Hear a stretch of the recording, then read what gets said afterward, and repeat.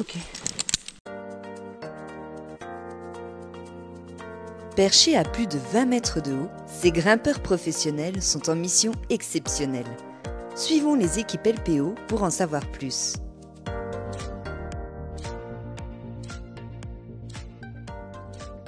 Donc là aujourd'hui nous sommes en Puisaye dans l'Yonne sur les terres et étangs du balbuzard pêcheur. C'est un rapace très rare en Bourgogne-Franche-Comté, on compte que 5 couples sur les départements de l'Yonne et de la Nièvre. Alors le balbuzard pêcheur bénéficie d'un plan national d'action décliné en région Bourgogne-Franche-Comté. Ce PNA il permet d'agir concrètement en suivant des couples déjà connus, en favorisant l'installation de nouveaux couples et en baguant les poussins.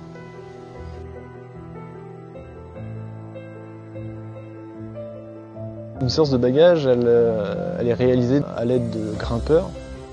Ces personnes descendent les jeunes dans des sacs et ensuite au sol on fait tout ce qui est manipulation et bagage des poussins. Il y a la pose de 2 bagues, d'abord une bague métallique et ensuite une bague couleur. La bague couleur c'est utile pour identifier l'oiseau à distance à travers une longue-vue. Et ensuite, on réalise différentes mesures biométriques, comme la longueur d'aile, du bec, le tarse et la masse. Et tout ça, ça nous permet de déterminer si on a affaire à des jeunes mâles ou femelles. Ces opérations de bagage permettent à la LPO de suivre l'espèce pour mieux connaître sa progression, mais également sa dynamique de population.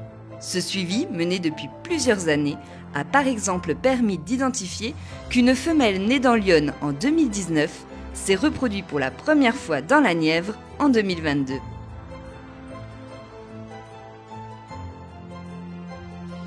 Après avoir disparu de France continentale, le balbuzard pêcheur poursuit sa recolonisation lente et progressive.